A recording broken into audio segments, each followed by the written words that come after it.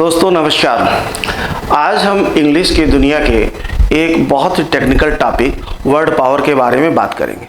बचपन से हम लोग वर्ड पावर को सुनते आ रहे हैं कि वर्ड पावर, अगर आपको इंग्लिश पे कमांड करना है तो आपको वर्ड सीखने होंगे, डिक्शनरी से याद करना है, ऐसे याद करना, वैसे याद करना है। तो वर्ड्स सीखना किसी लैंग्वेज पे कमांड करने के लिए बहुत ज़्यादा ज़रूरी है। वर्ड सीखने के लिए हमको 4 तरीके, चाहे आप कंपटीशन की तैयारी कर रहे हो, चाहे आप इंग्लिश सीख रहे हो, चाहे आप स्पोकन इंग्लिश सीख रहे हो, किसी के लिए भी वर्ड सीखना बहुत ज़रूरी है। तो 4 तरीके होते हैं। एक तरीका तो ये हो गया कि हम सीधे वर्ड्स को याद करें। तो उसमें क्या होता है कि हम वर्ड्स याद करने में पहली बात तो बड़ी मेहनत होती है, और एक बार हमने याद किया तो दोबारा फिर वो भूलता चला जाता है। आगे बढ़ेंगे तो पीछे वाला मिस होता चला जाएगा। दूसरा तरीका होता है कि हम वर्ड्स को इस तरीके से याद करें कि वो हमको न केवल याद हो बल्कि वो हमारे दिमाग में परमानेंटली फिक्स हो जाए। तो इसके लिए अंतर्राष्ट्रीय स्तर पर, इंटरनेशनल लेवल पर 3 तरीके का इस्तेमाल किया जाता है। एक होता है रूट सिस्टम, दूसरा होता है निमोनिक सिस्टम, या हम उनको कहते हैं कि ट्रिकी सिस्टम, ट्रिक से हम लोग याद करते हैं, और तीसरा होता है कि वर्ड्स थ्रू लिटरेचर, जैसे हम न्यूज़पेपर से तैयार करते हैं, हम मैगजीन से तैयार करते हैं, हम नावल से, इतिहास से तैयार करते हैं। तो ये जो 3 तरीके होते हैं, इनके ज़रिए वर्ड्स को न केवल हम याद करते हैं बल्कि हम उन्हें अच्छी तरह से अपने दिमाग में फिक्स भी कर लेते हैं और वो हमारे लिए हमेशा के लिए हो जाते हैं। रूट सिस्टम, पहले सिस्टम की अगर हम बात करें रूट सिस्टम, तो आज मैं आपको रूट सिस्टम पर लेकर के चल रहा हूँ कि रूट सिस्टम है क्या। ध्यान दीजिएगा, जैसे अगर हम हिंदी की बात करें, हम लोग जैसा कि हिंदी जानते हैं, एक शब्द होता है कु और एक शब्द होता है सु। अगर हम कु और सु, कु का मतलब बुरा होता है, सु का मतलब अच्छा होता है। अगर हम बात करें कि कु, तो अब हम याद करना शुरू करें वर्ड्स को।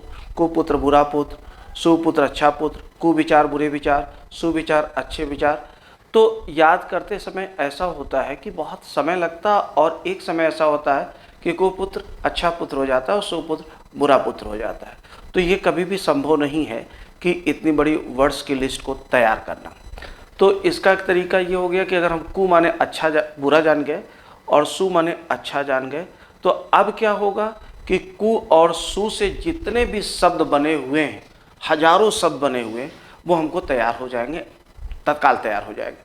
वो कभी हमको न तो एफर्ट करना पड़ेगा और न ही हम उसके लिए कोई परेशान होंगे। दोस्तों अब ये आप देखेंगे कि रूट सिस्टम, ये ट्रिकी सिस्टम है, कमाल का सिस्टम है। इसमें हम एक रूट के जरिए सैकड़ों शब्द न केवल याद करते हैं बल्कि वो हमारी मेमोरी में हमेशा रहता है। ध्यान दीजिएगा कि इंग्लिश में एक शब्द कहा जाता है, एक सेंटेंस कहा जाता है कि no one root and you will be able to unlock the meaning of at least 20 words. एक रूट जानिए और कम से कम आप 20 शब्दों की मीनिंग को अनलॉक कर लेंगे। इसका एक ज़बरदस्त फ़ायदा ये होता है कि हम सीधे से शब्द याद करते हैं, और कई ऐसे वर्ड्स होते हैं जिनकी मीनिंग हमें नहीं पता होती लेकिन रूट हमको पता होता है। तो रूट के जरिए हम उन वर्ड्स की मीनिंग पर गेस कर लेते हैं और वो हम उसका अर्थ निकाल लेते हैं। तो चलिए हम ध्यान देते हैं इस पर। Word power root system by SB sir. कु का मतलब बुरा, जैसा कि मैंने आपको बताया था। सु का मतलब अच्छा। अब देखिए कुपुत्र, तो हमको अब याद करने की जरूरत नहीं है। कुपुत्र माने बुरा पुत्र, कुविचार माने बुरे विचार, कुमार्ग माने बुरा मार्ग, इसी तरह से सुपुत्र सुविचार। अब इससे कु और सु से जितने भी शब्द बने हैं सारे हमको याद हो जाएंगे। हमको याद करने के लिए कोई मेहनत नहीं करनी पड़ेगी। अब यहाँ पर हमको रूट सिस्टम में समझने के लिए 4 चीज़ों को समझना है। पहला है नाउन। नाउन में 2 तरह के नाउन, ध्यान ये रखेंगे कि ये वर्ड पावर के लिए मैं पढ़ा रहा हूँ, ये पार्ट्स ऑफ स्पीच नहीं। तो वर्ड पावर में जितनी ज़रूरत है, कंपटीशन में एक बात और ध्यान रखिएगा, या ज्ञान की बात आप ध्यान रखिएगा कि very important thing is to know what to read, but the most important thing is to know what not to read. क्या नहीं पढ़ना है, ये सबसे ज़्यादा महत्वपूर्ण है, क्योंकि बहुत ज़्यादा चीज़ें हैं। हरि अनंत, हरि कथा अनंता। तो इसमें इसी तरह से भाषा है, भाषा में अनंत है, पूरी कई जिंदगी लग जाएगी, लेकिन हमको तैयार नहीं होता। तो हमको हमेशा मेन चीज़ पे फोकस करना है जो हमारे दैनिक जीवन के लिए, हमारे कंपटीशन के लिए, हमारी बोलचाल के लिए, हमारे लिखने पढ़ने के लिए ज़रूरी है, और उसी पे आपको फोकस करना है। तो इसमें जो आपको देखना है नाउन में दो तरह के नाउन्स देखना है, एक व्यक्ति हो गया और दूसरा भाव हो गया। तो व्यक्ति हो गया और भाव, व्यक्ति के अंतर्गत हम अगर बात करें तो व्यक्ति के अंतर्गत आप ये देखेंगे कि लास्ट में आमतौर पे IST आता है, ईशियन आता है, अर आता है। ये व्यक्ति, जैसे अगर हम बोलते हैं बायोलॉजिस्ट, तो बायोलॉजिस्ट क्या है? एक व्यक्ति है। म्यूजिशियन संगीतकार एक व्यक्ति है। रनर, प्लेयर, डांसर, यह क्या है? व्यक्ति है। तो अगर लास्ट में IST मिलता है, ईशियन मिलता है या अर मिलता है तो उससे व्यक्ति का बोध होता है। और दूसरा है भाव का मतलब ये हो गया जो हमारे मन में भाव है या जो हमारा विचार है, स्थिति है, दशा है, उसे हम भाव कहते हैं। तो भाववाचक संज्ञा के अंत में लाम तौर पे वाई मिलता है, इज मिलता है, नेस मिलता है, शन मिलता है, मेंट मिलता है, एंस। सामान्यतया भाषा है, जरूरी नहीं है कि हमेशा हो, लेकिन सामान्यतया इनका प्रयोग होता है। यहाँ पे एक बात और याद रखेंगे, ये व्यक्ति मैंने लिखा है, व्यक्तिवाचक संज्ञा नहीं है, ये जातिवाचक संज्ञा होती है, ये केवल मैंने व्यक्ति लिखा है। दूसरा है इसमें एडजेक्टिव। एडजेक्टिव क्या होता है? एडजेक्टिव का मतलब होता है कि दुनिया में कोई चीज़ कैसी है उसे हम एडजेक्टिव कहते हैं, और एडजेक्टिव हमेशा नाउन से संबंधित होता है। एडजेक्टिव के अंत में सामान्यतया इक, अस, अल, फुल, इबल और एबल मिलता है। नॉट ऑलवेज, हमेशा नहीं, सामान्यतया मिलता है। एडवर्ब है, तीसरा है एडवर्ब। एडवर्ब क्या होता है? वर्ड पावर को तैयार करने के लिए, ट्रिक से तैयार करने के लिए आपको केवल इतना जानना है कि एडवर्ब जिसके अंत में सामान्यतया ly आता है, और एडवर्ब यह बताता है कि कोई काम कैसे होता है। फिर ये है आपका वर्ब।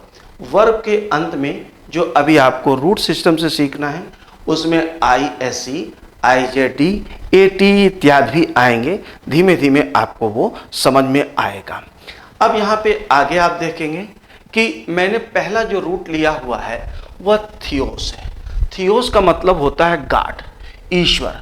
अब थियोस से मिल करके जो वर्ड्स बने हैं हमको याद करना बहुत आसान होगा।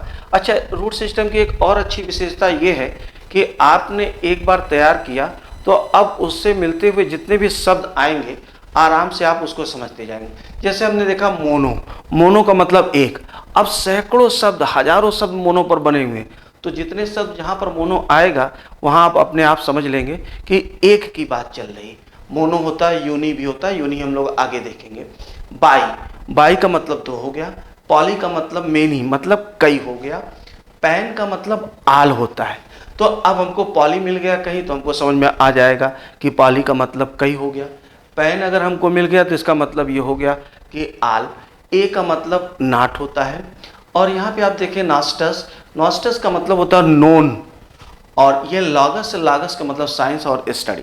तो ये कमाल का सिस्टम ये है कि एक बार आपने इसको तैयार किया, अब इससे संबंधित जितने भी शब्द आएंगे वो आपको बहुत आराम से दिमाग में फिक्स होते जाएंगे, उसके लिए कोई परेशानी नहीं होगी। और यहाँ तक कि आपको मैं बता दूँ कि इसमें कोई ज़रूरी नहीं कि आप कंपटीशन की ही तैयारी कर रहे हो, कॉम्पिटिटिव एग्जाम्स की तैयारी कर रहे हो। Even 5th, 6th, 7th standard का भी स्टूडेंट इसको बहुत अच्छे से तैयार कर सकता है और उसे बहुत आराम से याद रहेगा, कभी भूलेगा नहीं। लेट अस सी। अब देखिए थीइस्ट आया है, तो पहला जो शब्द है वो थीइस्ट। थीइस्ट का मतलब होता है कि ईश्वरवादी। इस्ट आया हुआ है, ईश्वरवादी व्यक्ति, ऐसा व्यक्ति जो भगवान में भरोसा करता है। दूसरा शब्द है आपका मोनोथीइस्ट। मोनो का मतलब एक हो गया। अब अगर हमने मोनो को थीइस्ट के साथ जोड़ दिया तो इसका मतलब क्या हो गया? एक ईश्वरवादी व्यक्ति, ऐसा व्यक्ति जो एक ईश्वर में भरोसा करता है, विश्वास करता है, आस्था रखता है। दूसरा है बाईथीइस्ट। बाईथीइस्ट का मतलब होता है द्वि ईश्वरवादी। बाई का मतलब दो हो गया, तो बाइथीस्ट का मतलब क्या हो गया? दो ईश्वरवाद, द्विईश्वरवादी व्यक्ति, अर्थात ऐसा व्यक्ति जो दो देवी देवताओं में आस्था रखता है। पॉलीथीस्ट, पॉली का मतलब होता है मेनी, तो पॉलीथीस्ट अगर हो गया तो इसका मतलब क्या हो गया? जो कई देवी देवताओं में विश्वास रखता है, भरोसा रखता है, आस्था रखता है। इसी तरह से आप करते चले जाइए, जितना भी सेंटीथीस्ट, मिलीथीस्ट, इसमें अनंत शब्द, उनकी तरफ आप बढ़ते चले जाइए। अभी उतना हम लोग लिखना नहीं है, अपने आप वो सारे वर्ड्स जैसे जैसे हम लोग सीखते जाएंगे, मज़ा आएगा, बड़ा आनंद आएगा आपको कि वो वर्ड्स आपको तैयार होते चले जाएंगे। मुझे लिखाने की जरूरत नहीं पड़ेगी, मुझे बताने की जरूरत पड़ेगी, अपने आप तैयार होते चले जाएंगे। तो पॉलीथीस्ट का मतलब हो गया बहु ईश्वरवादी व्यक्ति, ऐसा व्यक्ति जो कई देवी देवताओं में आस्था रखता है। अब आ गया आपका अगला वर्ड पैनथीस्ट। पैन का मतलब आल हो गया, तो पैनथीस्ट का मतलब होता है कि one who believes in all gods, ऐसा व्यक्ति जो सभी देवी देवताओं में आस्था रखता है। आमतौर पे जैसे हम भारतीय लोग हैं कि सभी देवी देवताओं में आस्था रखते हैं, जल को भी देवता मानते हैं, अग्नि को भी देवता मानते हैं, आकाश को भी देवता मानते हैं, पृथ्वी को भी देवता मानते हैं। तो ये हमारी आस्था है, ये हमारा धार्मिक स्वरूप है। तो आमतौर पे हम लोग होते हैं पैनथीस्ट होते हैं। पैनथीस्ट का मतलब होता है सर्वेश्वरवादी, ऐसा व्यक्ति जो सभी देवी देवताओं में आस्था रखता है। अगला शब्द है एथीस्ट। ए का मतलब आपको पता है कि नॉट होता है, तो एथीस्ट का मतलब क्या हो गया कि one who does not believe in God, not आया है, तो नॉट थीस्ट। एथीस्ट का मतलब क्या हो गया? नॉट थीस्ट, मतलब जो ईश्वरवादी न हो, अनीश्वरवादी या नास्तिक व्यक्ति। कुछ ऐसे होते हैं कि वो ईश्वर में आस्था रखते हैं, कहते हैं भगवान है। कुछ लोग ऐसे होते हैं जो कहते हैं भगवान नहीं है, भगवान नाम की कोई सत्ता नहीं, तो ऐसे व्यक्ति को हम नास्तिक कहते हैं। अब ये आपका आ गया अगला वर्ड एग्नोस्टिक। एग्नोस्टिक बहुत मजेदार व्यक्ति है। नास्टस का मतलब क्या हो गया? नोन। ए का मतलब क्या हो गया? नॉट। तो एग्नोस्टिक जो होता है, देखिए थीस्ट क्या है, उसकी फिलॉसफी क्लियर है, ईश्वर है, दुनिया का रचयिता ईश्वर है, सब कुछ जो कर रहा है वो ईश्वर कर रहा है। एथीस्ट कहता है भाई कुछ नहीं, ईश्वर नाम की कोई चीज़ नहीं है, सब फालतू बातें हैं। एथीस्ट नास्तिक, ईश्वर कुछ नहीं होता है, उसको ईश्वर में आस्था नहीं होती। ये मज़ेदार व्यक्ति हैं, ये कहते हैं there may be God, there may not be God, but God can not be known. ईश्वर हो भी सकता है, ईश्वर नहीं भी हो सकता है, ईश्वर को जाना नहीं जा सकता है। दैट इज कॉल्ड अज्ञेयवादी, उसे हम अज्ञेयवादी कहते हैं। अब प्यारे बच्चों, यहाँ पे एक बड़ी मजेदार बात है कि एग्नोस्टिक ये नाउन भी है और यह एडजेक्टिव भी है। अंग्रेजी भाषा या आप यूं कह लें कि भाषा का यही कमाल है कि चीज़ें एक जैसी हमेशा नहीं रहेगी। समुद्र है तो हमेशा एक ही तल नहीं रहेगा, इसमें गहराई होती है, बदलती रहती। एक आया है, एडजेक्टिव तो है ही, लेकिन साथ में यह नाउन भी। तो एग्नोस्टिक का मतलब अज्ञेयवादी व्यक्ति भी होता है और अज्ञेयवादी भी होता है। और अगला है थियोलॉजी। थियोलॉजी का मतलब लागस का मतलब होता है साइंस और स्टडी, जैसे बायोलॉजी हो गया, एंथ्रोपोलॉजी हो गया, सोशियोलॉजी हो गया। इसी तरह से थियोलॉजी, थियो का मतलब हो गया गॉड और लागस का मतलब स्टडी या साइंस। तो हम इसे कहते हैं धर्मशास्त्र। मतलब क्या हो गया कि स्टडी अबाउट गॉड, भगवान के बारे में जो अध्ययन होता है, दैट इज कॉल्ड थियोलॉजी। अब देखिए आपको बहुत आसानी से याद हो गया होगा। चलिए एक बार मेरे साथ आप प्रैक्टिस करिए और देखिए क्या कि कितनी आसानी के साथ आपको तैयार हो गया।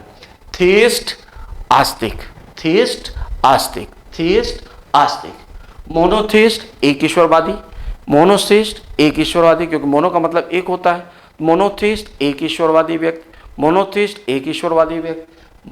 बाई का मतलब दो, बाईथीस्ट द्विईश्वरवादी व्यक्ति, बाईथीस्ट द्विईश्वरवादी व्यक्ति। पॉली का मतलब मेनी, पॉलीथीस्ट बहुईश्वरवादी व्यक्ति, पॉलीथीस्ट बहुईश्वरवादी व्यक्ति। पैन का मतलब आल होता है, तो पैनथीस्ट क्या है? सर्वेश्वरवादी व्यक्ति, सर्वेश्वरवादी व्यक्ति। ए का मतलब नॉट, बोलिए मेरे साथ, एथीस्ट नास्तिक व्यक्ति, एथीस्ट नास्तिक व्यक्ति, एथीस्ट नास्तिक व्यक्ति। एग्नोस्टिक, एग्नोस्टिक मतलब गॉड इज नॉट नोन, ये इसकी फिलॉसफी होती है कि गॉड इज नॉट नोन। तो एग्नोस्टिक क्या हो गया? अज्ञेयवादी व्यक्ति। एग्नोस्टिक अज्ञेयवादी, एग्नोस्टिक अज्ञेयवादी, एग्नोस्टिक अज्ञेयवादी। थियोलॉजी दैट इज कॉल्ड धर्मशास्त्र। थियोलॉजी का मतलब हो गया धर्मशास्त्र। तो धर्मशास्त्र दैट इज कॉल्ड थियोलॉजी। जैसे हमारी गीता है, कुरान है, बाइबल है, ये सब क्या है? ये ईश्वर के बारे में बताते हैं। जैसे बायोलॉजी जो होता है वह जीव के बारे में बताता है, उसी तरह से सोशियोलॉजी क्या है? समाज के बारे में बताता है। उसी तरह से थियोलॉजी क्या है? थियोलॉजी जो है यह धर्मशास्त्र है, ये ईश्वर के बारे में बताता है, दैट इज कॉल्ड थियोलॉजी। अब अगर हम बात करें थीइस्ट, इसका एक और रूट सिस्टम का एक और बहुत बड़ा लाभ है हमको कि जैसे इसके जो वर्ड्स होते हैं वह एक तरीके से चलते हैं, आप ये कह लीजिए एक तर्ज पे चलते हैं। जैसे हम बोले थीइस्ट, तो थीइस्ट क्या हो गया? ईश्वरवादी व्यक्ति। अब ये नाउन हो गया, व्यक्तिवाचक हो गया। थीइस्टिक इक आ गया, ये एडजेक्टिव हो गया, यानी क्या हो गया? ये आस्तिक हो गया, भगवान से संबंधित हो गया। थीइस्टिकली आस्तिक तरीके से, और थीइज्म यह क्या हो गया? आस्तिकता हो गई या भगवान में आस्था हो गई।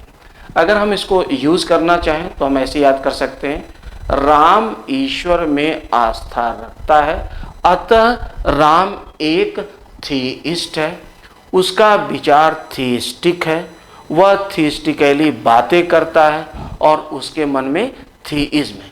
इसी तरह से अगर आप मोनो की बात करें तो क्या है? रेखा एक ईश्वर में आस्था रखती है, रेखा मोनोथीइस्ट है। रेखा का विचार मोनोथीइस्टिक है, वो मोनोथीइस्टिकली बातें करती है और उसके मन में मोनोथीइज्म है। तो मैं आपको ये बता रहा हूँ, अभी ये पहला लेक्चर है मेरा, तो थोड़ा सा आपको समझना होगा। धीमे धीमे आपको ऐसा लगे कि बट वृक्ष की तरह से है। वर्ड पावर बड़ा मज़ेदार ये होता है, एकदम बट वृक्ष जैसे जैसे बढ़ता जाएगा आप देखेंगे उसकी शाखाएं पूरा वो जंगल हो जाएगा और बहुत मज़ा आएगा आपको एक एक वर्ड को तैयार करने में। जैसे मोनोबाई अभी जो मिलेगा आगे मिलता जाएगा तो आपको अभ्यास होता जाएगा, आपको लगेगा कि बहुत आसान है, अब इसको करना कोई मुश्किल नहीं है। तो हर चीज़। Thank you very much.